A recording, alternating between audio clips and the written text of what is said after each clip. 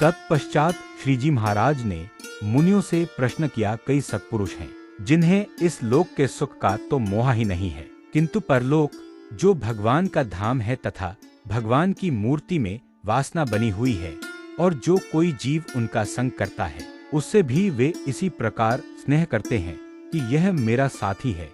इसलिए यदि इसकी सांसारिक वासना हट जाए और भगवान से प्रीति हो जाए तो बहुत अच्छा होगा।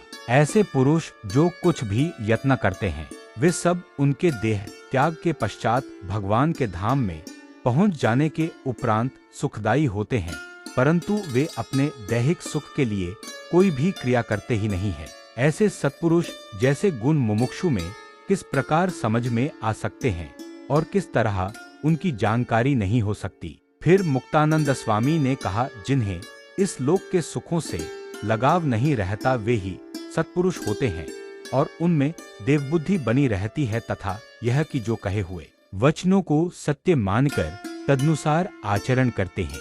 सत्पुरुष के वे ही गुण मुमुक्षु में आते हैं और यदि ऐसा न हो तो उसमें उनका समावेश नहीं हो सकता। इसके पश्चात श्रीजी महाराज बोले कि यह उत्तर तो ठीक है, परंतु इस प्रकार समझा जाए तो महान सत्पुरुष के गुण मुमुक्षु में आ जाते हैं, जिन्हें समझने की रीति बताते हैं उसे सुनिए। जिन्हें परमेश्वर के सिवा अन्यत्र कहीं भी प्रीति नहीं होती, उनके गुणों को इस प्रकार ग्रहण करना चाहिए कि ये पुरुष तो बहुत बड़े हैं और इनके आगे सुखों की लेशमात्र भी इच्छा नहीं करते, और मैं तो ऐसा घोर पामर जी हूँ कि केवल सांसारिक सुखों में ही आसक्त हो गया हूँ और परमेश्वर की वार्ता को तो लेशमात्र भी नहीं समझता, इसलिए मुझे धिक्कार है। उसे इस प्रकार की आत्मग्लानि होती रहती है और तब वह महापुरुष के गुणों को ग्रहण करता है तथा अपने अवगुणों पर पश्चाताप करता है। इस प्रकार पश्चाताप करते करते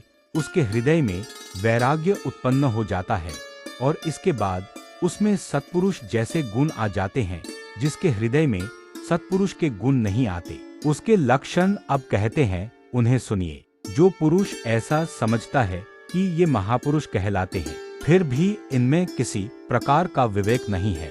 इन्हें न तो खाने पीने का ढंग ही मालूम है और न ओढ़ना तथा कपड़े पहनना ही आता है। परमेश्वर ने इन्हें बहुत सुख दिया है, फिर भी उसका उपभोग करना नहीं आता, और वे किसी को कोई वस्तु देते भी है तो उसे बिना विवेक ही दे डालते हैं। इस प्रकार ऐसे सत्पुरुष में वह अनेक अवगुण ही देखता रहता है।